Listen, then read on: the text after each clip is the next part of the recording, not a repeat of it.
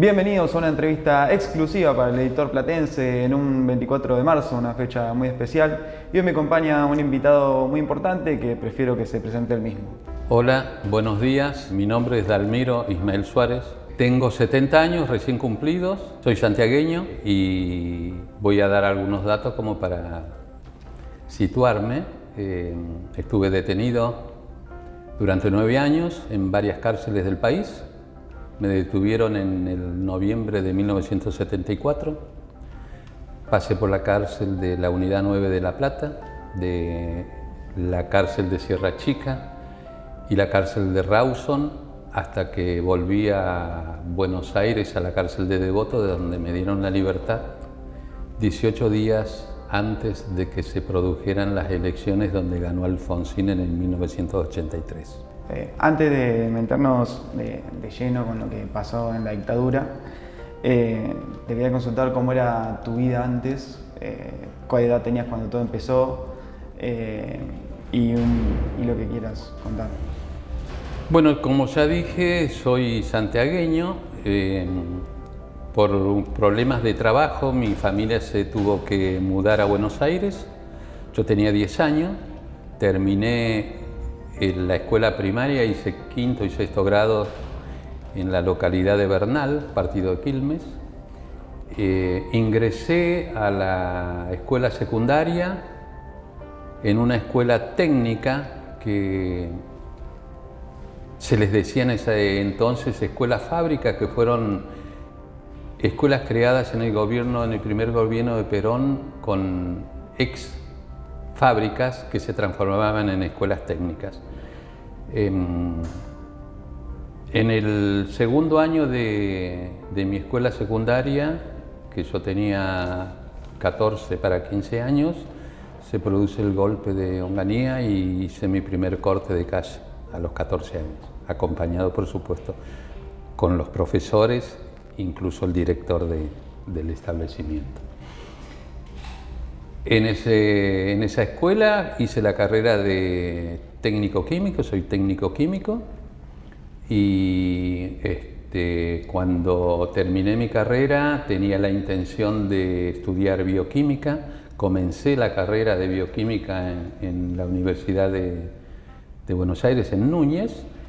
Me quedé sin trabajo en ese entonces. Coincidió con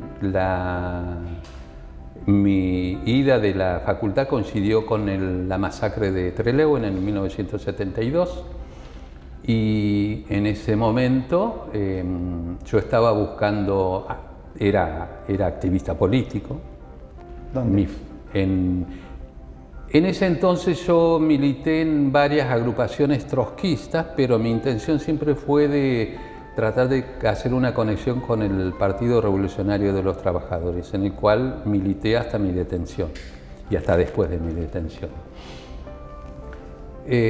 Como no pude concluir con mi carrera de bioquímica, cerca de mi casa donde yo vivía había un profesorado y comencé la carrera de el profesorado de físico-química, que tampoco lo terminé porque me detuvieron, tenía 22 años.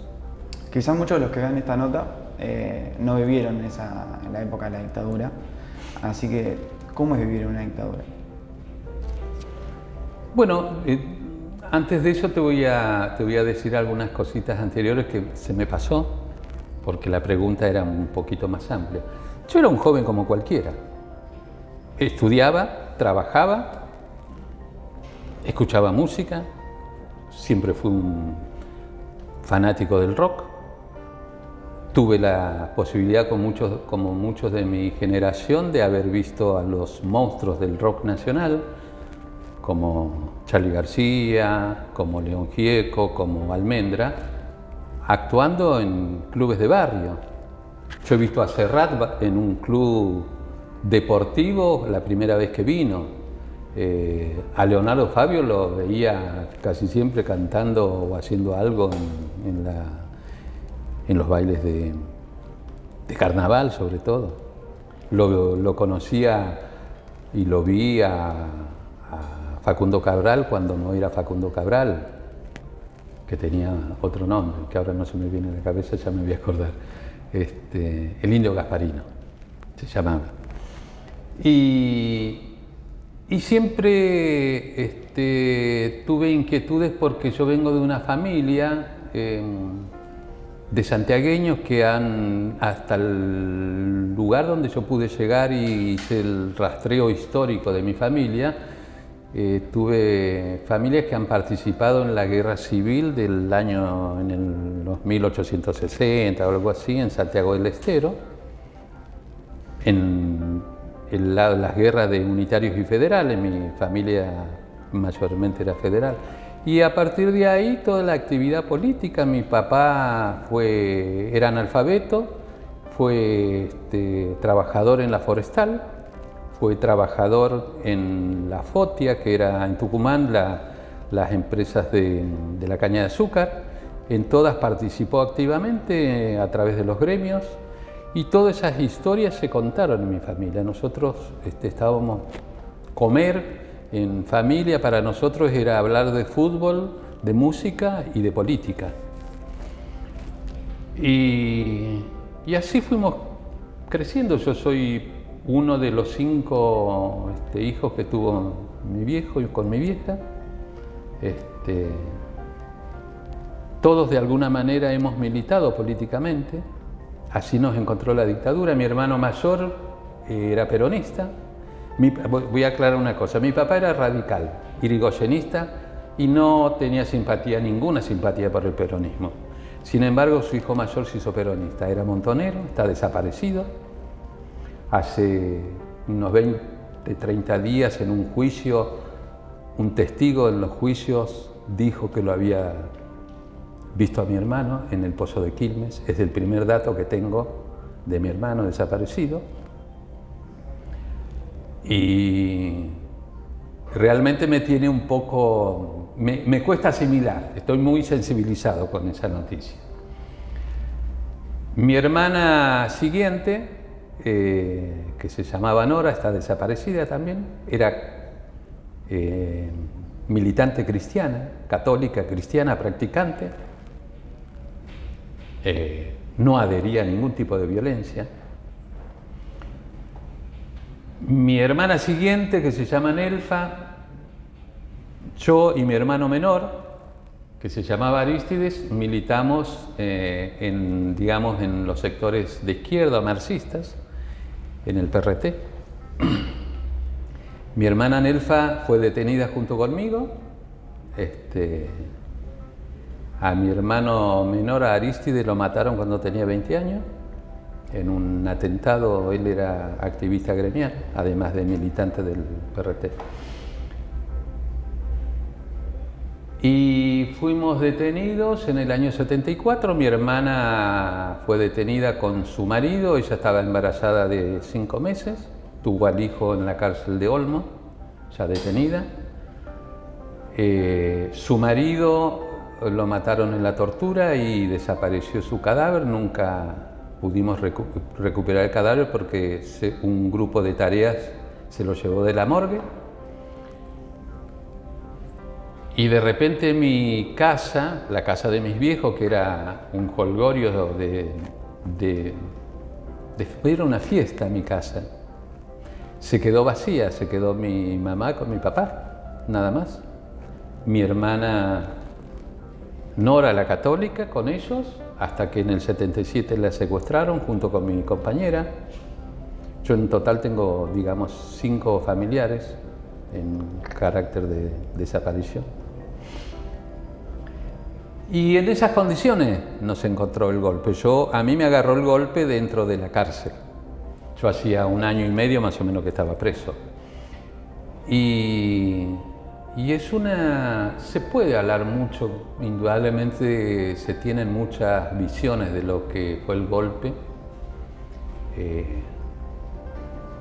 Quizás uno tenga que dar determinadas características de lo que fue el golpe, pero básicamente el golpe militar fue llevado adelante por las distintas fuerzas armadas y fuerzas de seguridad, pero que han sido el brazo armado porque detrás del golpe estaban el poder multinacional. Acá el golpe estaba para para cambiar el país, cambiar no solamente el carácter, sino toda su estructura. Y en esa época había una gran actividad política en el país, los gremios organizados, activos, muy combativos, el estudiantado organizado, la gente común en los barrios, porque defendíamos los derechos que se habían venido conquistando desde hacía mucho tiempo.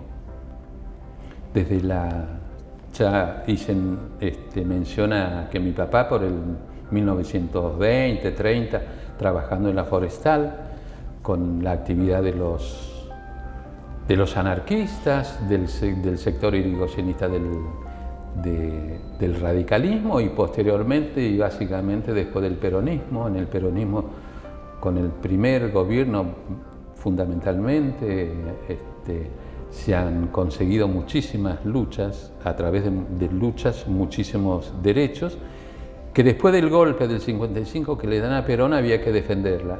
Y la gente la defendía en su fábrica, en su escuela, en la calle, en el barrio, y se organizó para eso, porque nosotros teníamos clarito el tipo de país que queríamos construir. Nosotros queríamos un país solidario, digno, con trabajo, sin hambre, sin desocupación. Eso es lo que nos movía. ¿Te acordás la fecha en la que te detuvieron? ¿Cómo sí, fue? Me detuvieron. ¿Llegó un punto en el que vos dijiste, me van a agarrar? Sí, porque nosotros en el año 74, a mitad del 74, estaba muy activo un grupo de ultraderecha, que eran la AAA, y mataba, digamos, personalidades reconocidas en el ámbito político, gremial, barrial, y habían matado en esa época al doctor Ortega Peña, que era un reconocido militante en los derechos humanos, abogado, defensor de presos políticos y todo eso. Y repercutió mucho y se hizo un velatorio grandísimo donde participó cientos de miles de personas. Cuando se trasladaba el féretro hacia el cementerio, la gente lo acompañó por la calle y aparecieron las fuerzas de seguridad, empezaron a detener muchísima gente. Los cargaban en camiones, en colectivos, y los llevaban detenidos y fueron fichados ahí en las comisarías. A partir de ese fichaje, la AAA empezó a mandar notas con los nombres, hacían listas con los nombres y mandaban a las casas de nuestras. En esa lista fueron detenidos mi hermana, mi cuñado, mi cuñada, que era una compañera, que fue la compañera de mi hermano menor al que mataron. Ella era activista gremial, tenía 17 años, era gráfica, y nos tuvimos que ir de nuestra casa porque corríamos riesgo y teníamos miedo de que nos mataran. Nos fuimos a vivir a una casa que nos la prestó la madre de un amigo mío, que yo lo conocía cuando había empezado a estudiar el profesorado de Físico-Química, y nos detuvieron ahí. Y la detención fue totalmente ilegal porque fuimos a parar, nosotros hemos pasado, por lo menos yo he pasado como una especie de, digamos, de inauguración de centros que después iban a ser famosos. Yo estuve en el Pozo de Quilmes, cuando la brigada de Quilmes todavía no era el Pozo de Quilmes, pero se estaban haciendo los primeros ensayos. Después pasé por el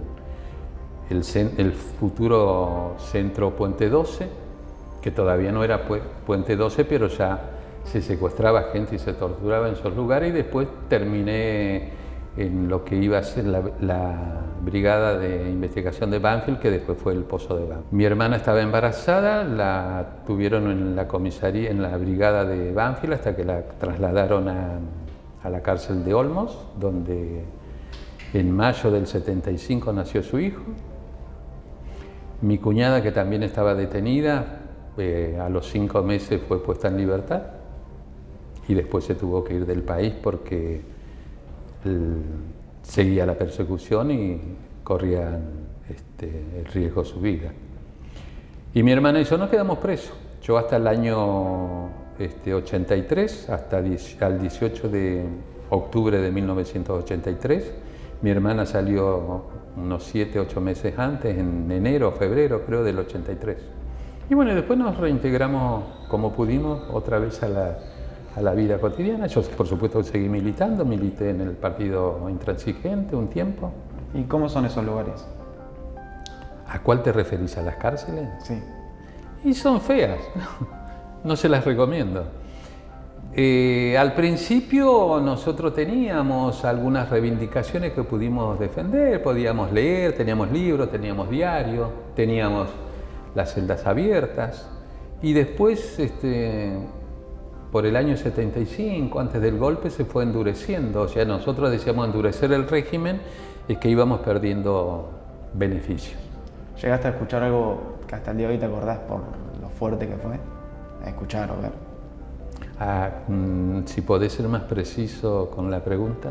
Sí, ahí estando preso, ¿llegaste a escuchar o ver algo que pasó dentro de la cárcel que hasta el día de hoy recordás por lo fuerte que haya? Sí, mucho. Tengo un montón de compañeros con los cuales compartí pabellones, patios y todo eso, que fueron, por ejemplo, el caso de Dardo Cabo y de Pirles del pabellón 1, que eran peronistas montoneros, fueron sacados de la cárcel, inventaron una fuga y los fusilaron en la ruta 215 camino de Bransen. Hay un monolito ahí donde nosotros solemos recordar. Todos los años en enero se cumple un aniversario. En el pabellón 2, donde estuve con muchos compañeros, se les inventaron, digamos, se les dieron una supuesta libertad a compañeros como Gonzalo Carranza, Guillermo Segali,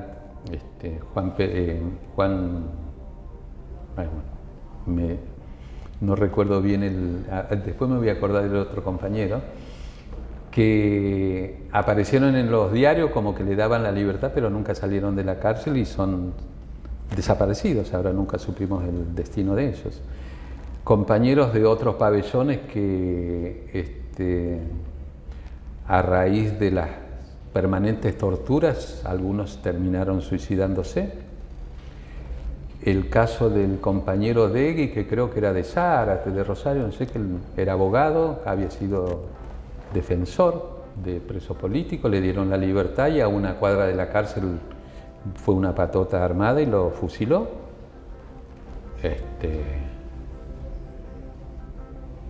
Yo estaba en el pabellón 2 cuando secuestraron a mi hermana y a mi compañera el mismo día.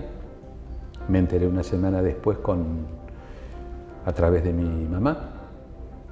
En el mismo pabellón estaba Eduardo Anguita, que le secuestraron la madre. En el mismo pabellón estaba Alberto Elizalde Lear, que le secuestraron de La Plata. Acá en La Plata le secuestraron el mismo día a la madre, al hermano y a la compañera, y nunca más se supo de ellos. En el pabellón 1 y 2 sacaron de la celda a Rapaport y Pirles y también lo fusilaron. Y bueno, esos son recuerdos que nunca se olvidan. ¿Y cuando saliste? ¿Qué se sintió salir ahí? Yo salí de la cárcel de Devoto. No tenía la menor idea, porque habían pasado 9 años, no reconocía los lugares, no reconocía las calles, había autopistas, yo cuando fui detenido no existían las autopistas.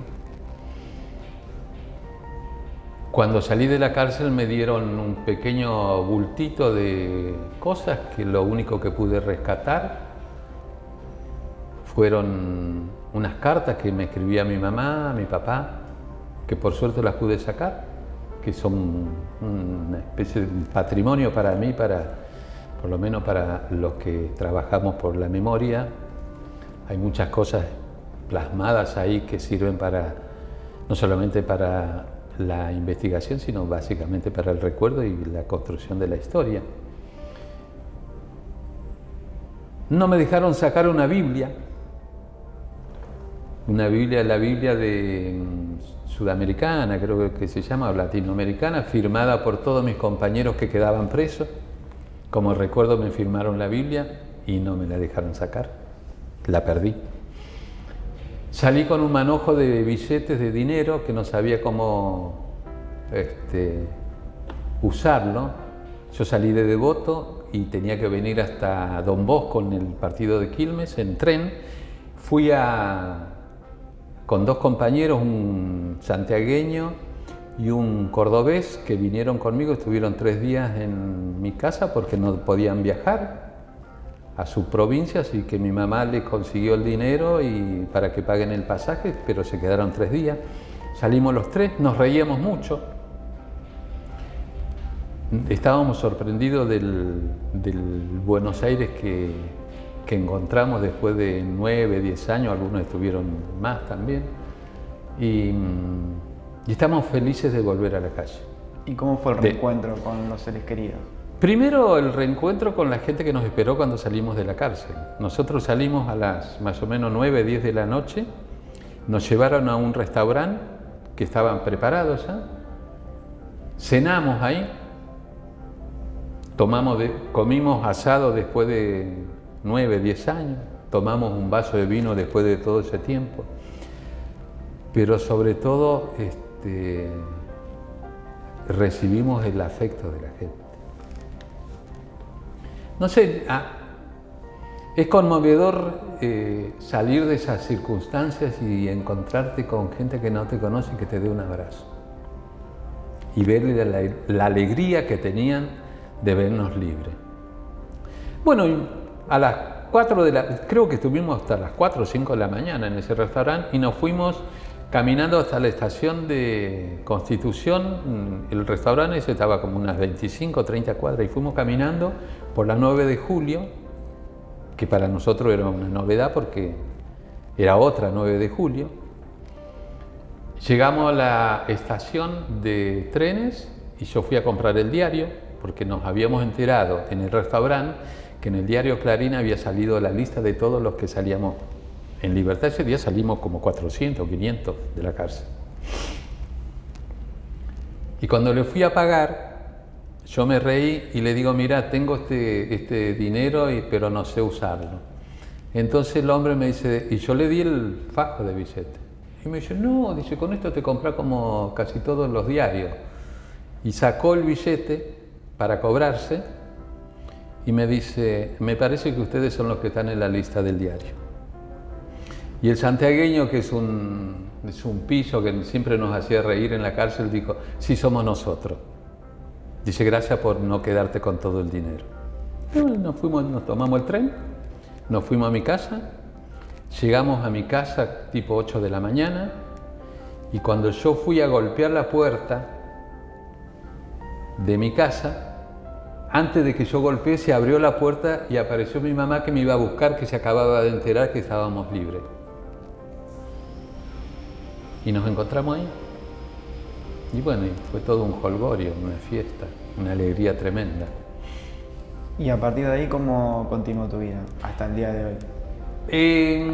A mí me costó al principio conseguir trabajo. Conseguía trabajo, pero no duraba 10, 15 días y me echaban, hasta que me di cuenta que los empleadores por lo general tenían listas negras donde aparecía. Seguramente yo, como muchísimos, estábamos en los registros de ex detenidos, ¿no? Catalogados como subversivos y todo eso. Y bueno, hacía chango. Mi papá era albañil y llegué a trabajar en algún momento de albañil. Después trabajé vendiendo por la calle productos de limpieza sueltos. Después entré a trabajar en una cooperativa que armaron los familiares de desaparecidos en una carpintería y ahí trabajé como 5 o 6 años. ¿Seguís militando? Y yo milito ahora sí, yo siempre, me parece que siempre hasta que me muera voy a ser un militante. Básicamente en organismos de derechos humanos, como a muchos nos ha pasado, buscando nuestros propios familiares, terminamos buscando a todos. Nos investigamos, buscamos datos y todo eso. Y después he militado en un tiempo, ya te digo, al principio en el Partido Intransigente, después me fui del Partido Intransigente porque no cubría mis expectativas. Milité en el gremio docente, como docente, estuve muchos años trabajando como docente. Yo en la docencia era maestro de grado de primaria, fui profesor de física, de química en el secundario y después fui profesor de sociología en formación docente terciario.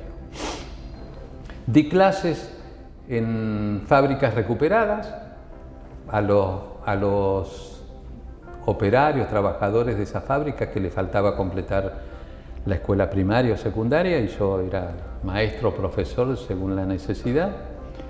Y hasta la pandemia, hasta que empieza la pandemia, trabajé acá en la localidad de Romero en un bachillerato de adultos, donde mis alumnos la mayoría eran mujeres y mujeres bolivianas y paraguayas, que para mí fue una experiencia tremenda. Todavía sigo en contacto con ellos. Y traté de reconstruir mi vida. Cuando salí formé una pareja que duró 11 años y se terminó, y después formé otra pareja con la cual tuve una hija que ahora tiene 24 años, que estudia trabajo social y hace deporte de resistencia, se dice, de alto rendimiento. Que me separé de esa pareja también. Indudablemente debo ser muy complicado para la convivencia, eso lo reconozco. Y siempre estoy tratando de buscar modos de estar siempre reinserto en la sociedad, ayudar, con altibajos, a veces con mucho entusiasmo, a veces con menos entusiasmo, según la situación del país y todo eso. Y cuando me veo decaer, busco formas de que no me pase eso. Por ejemplo, en estos momentos, yo hace un periodo de 1 o 2 meses ando con un medio bajón.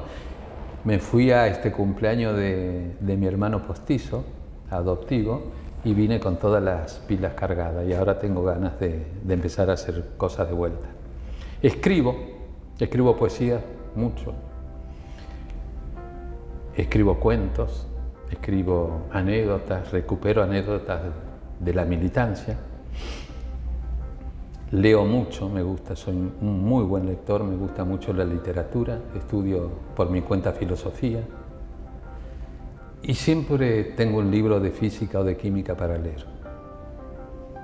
Y nunca estoy conforme.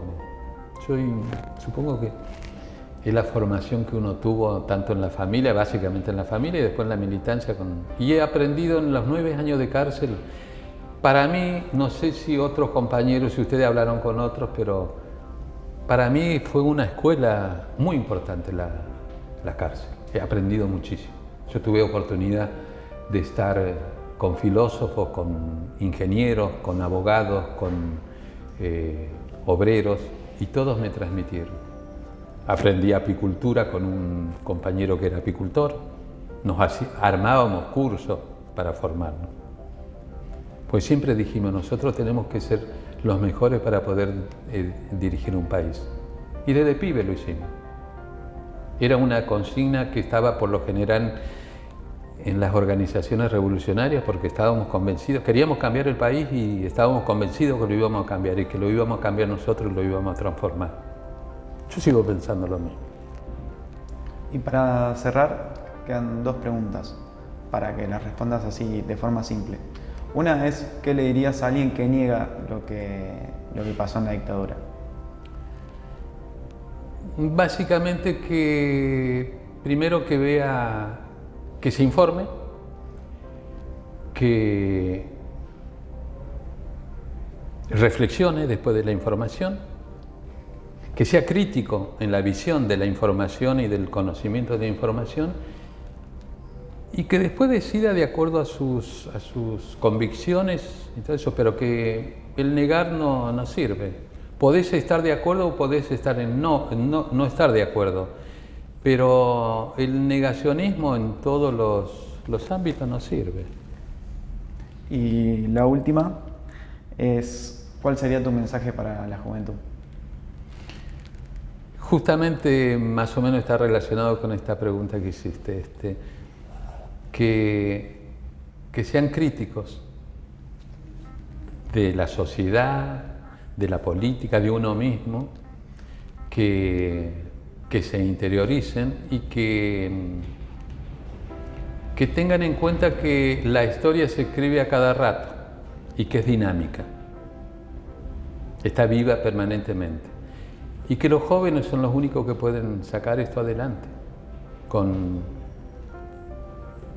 básicamente con mucho espíritu solidario, con mucho afecto, reconociendo las diferencias. Si vos no reconoces que sos diferente a otro, no vas a llegar a ningún lado.